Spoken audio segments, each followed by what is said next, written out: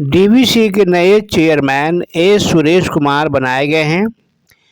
वे 1988 batch के Bengal cadre के IAS हैं।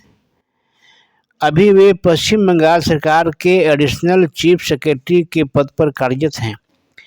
डीवीसी के नए चेयरमैन का कार्यकाल 31 मई 2026 तक का होगा। इस आशय का आदेश जारी कर दिया गया है। Please like, share, comment and subscribe my channel. Thanks.